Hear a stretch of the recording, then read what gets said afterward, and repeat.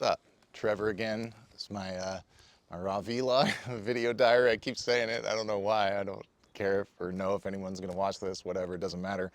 But content creation, YouTubers, like, dude, YouTube is hard.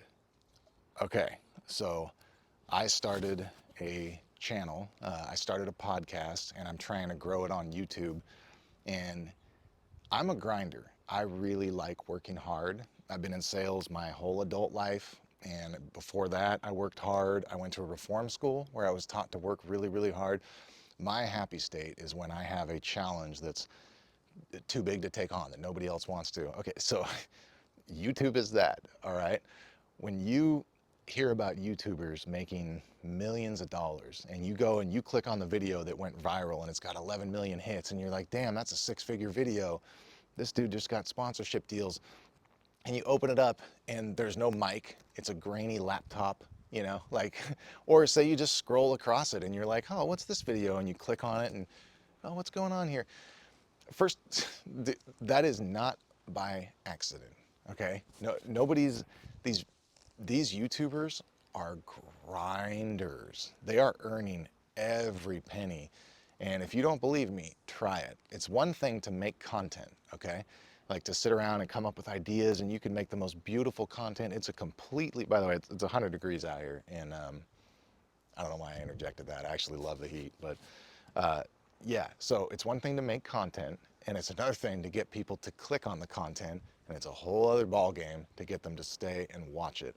So next time you are scrolling YouTube and you click on something, I want you to pause before you do and say, well, why did I click on this? You probably started with the thumbnail and you have to realize this thumbnail caught my eye and it looks stupid, it looks simple. No, look at the colors. I bet if you open up a color wheel, there's opposite colors on there, like the opposite of orange is blue, and that draws the eye in because you have to like sort out what's going on. So now you're looking at the thumbnail. It's an odd enough caption to look over to the title. So now you're reading the title and then you see a nice short, concise, very clear, easily worded, descriptive title of exactly what the, the video is about. And you're like, damn, I do want to watch this. That is all by design. Somebody probably spent 8 to 10 hours just on title and thumbnail, and that's in YouTube land called packaging. So 80% of YouTube's success comes down to packaging, which is a trade. It's a PhD to get really good at packaging. And it's awesome because it makes it competitive, and I do believe it should be competitive because there's big money in YouTube. You think about audiences, like, I mean, how much is a Super Bowl ad? When someone has 1 million or 2 million subscribers, think about how many people that is. That is extremely valuable. So yeah, it needs to be competitive, but it's also a shame because there's some of the most beautiful content out there is just not going to get views because people don't think they need to play the game. They think they made an incredible piece of content and it should just do well. And yeah, it should, but you know, that's the content is 20% of the win. You've got to get people to click on it. That's 80% of it.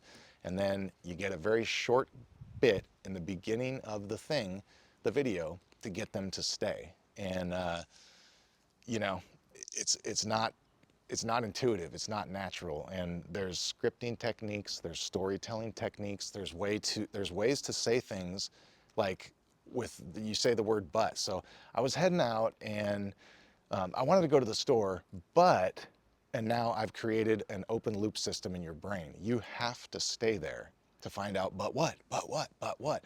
That stuff is going on in videos all the time and you don't do it. I'm not doing that in these because this isn't what this is about. I don't know what this is about. I just know I want to document just my stories and my life and my thoughts. And so anyways, packaging is a big deal, and it's also incredibly hard to consistently come up with content. And if you can't consistently come up with content on YouTube, it's just not going to get shared out. The platform wants to keep people on, and everybody's feels like they're a victim to the algorithm. And everybody talks about the algorithm, and the algorithm, if your shit's not getting watched, it's just not good enough. You know, that algorithm and AI and YouTube and Google is so sophisticated. If your video's good, like, it's gonna, and you have, of course, packaging, people have to click on it, it's gonna get watched and shared out. So, dude, my hat is off. I have full respect to you YouTubers out there. I'm a grinder. I love hard work. This is next level, and I fucking love it.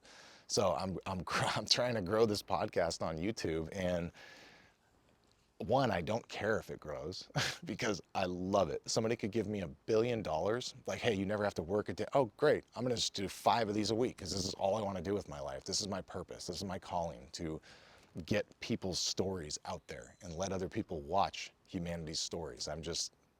I cannot believe that I even have the opportunity to do it, and I have the skill set, and I have the means, and there's I don't, actually, I'm not going to say that. But yeah, so it's hard. Like I'm 30 something episodes in, and you got to understand, each one of those episodes is not cheap, and there's a lot of hours, like a lot of hours. One little 20 to 30 minute episode is 20 to 30 hours, like it's, I never thought about breaking it down hour a minute like that, but it's up there, anywhere from 15 to 30 hours per video. And you just keep uploading and uploading. You're like, damn, 40 views. Oh, 100 views. Oh, 60 views. Dude, it takes a stomach to create a piece of art, a piece of content, throw it out to the world and just watch it flop. But nobody ever didn't hit a dream that they gave up on. I fucked that up. People don't hit their dreams because they give up. I am very confident in the content I'm putting out.